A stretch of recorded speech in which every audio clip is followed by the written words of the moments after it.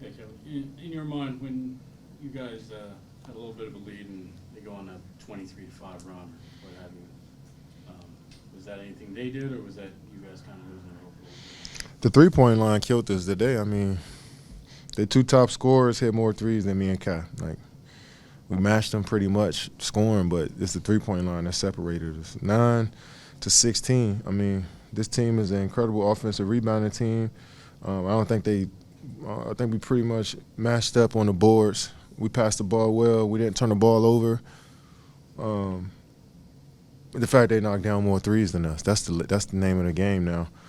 You know, even if you're not playing well or up to par with your opponent, if you're making threes, you give yourself a chance. So I think that's what really separated us was the 3-point line. They couldn't stop us either. We shot 54%. We got to the line.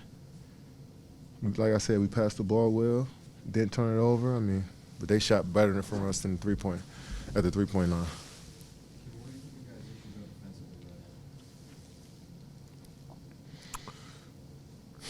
right I mean, I think sometimes we're indecisive on some stuff we should be switching, and then one guy's on one page, one guy's on another. I think that sometimes our communication is off, and in the league, if a team sees you make a mistake, they capitalize on it pretty easily and pretty quick. So, we couldn't go back and forth with this team because they was knocking down 3-pointers, but I think we pretty much got whatever we want on the offensive end too. It was a shootout, but they happen to make more threes than us. bit? Is that, I mean, in your mind, if you go all the way back in the preseason, I mean, you guys haven't probably shot as well as Our opponent. eventually you will, as well as the back of your basketball cards that say you will.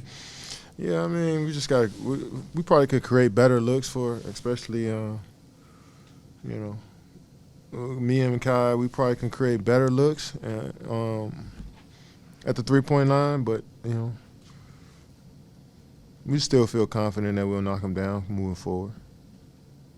Is the fix defensively that just reps? Yeah, I mean, anything is rep. You can rep a lot of stuff out, but it's about having your mind in the right place and being focused and disciplined on the game plan and making adjustments on the fly, being able to make that adjustment as an individual player and as a team on the fly, and being able to have versatile defenders that can do everything. So we got pretty much that. It's just when teams start knocking down threes on us, that just makes us all frantic. Now we running out trying to contest, and they dumping it off for a layup that may kick it to the other side. So it's like we get down 12, we can't panic on defense and start, not playing. We not playing solid when we get down and teams start knocking down shots. You see Bane just miscommunications, made a few threes just from us, not even just leaving them open, not switching, not pursuing on the screen, little stuff like that. And Bane was due for a huge night. He been struggling to shoot in the last 3 games, so you knew he was going to get hot at some point. And then John Morant making threes as well, So it's a tough one for us, but we didn't totally just give into how they play. We made them make shots over us. With Ben, you said all along it's not your job to give anybody a pep talk or anything, but you notice him getting a little more frustrated with the continued foul problems that he's dealing with. Yeah, I think a few of those were questionable, but that's just how it is, and I'm sure they called a few questionable ones on them as well. And it just evens out at some point. I thought the last foul he got I didn't think that one was a foul, but, it is what it is. Ben's a veteran in this league, so, he trusts himself. We trust him, and this is about just bouncing back next game. On the other end, I mean, obviously for a guy who missed a year or whatever, more than a year, it's going to take him a while to get back to being old Ben or normal Ben or whatever. But does he have to be more aggressive in terms of driving? The guy's going to lay off. Yeah, we want everybody to be more aggressive. We want Royce to be more aggressive. We want Ben, Joe when he come in, Ed when he come in. We want everybody to be aggressive. That's the name of basketball is to, impose your will on your opponent. So yeah, we encouraging that every time we step out on the floor. As we look forward, how would you describe the challenge of guarding Giannis? you can't stop these superstar players in the league. Make it as tough as you can. Hopefully they're not knocking down shots that game. You know, their coaches are going to scheme for them and put them in positions to be successful.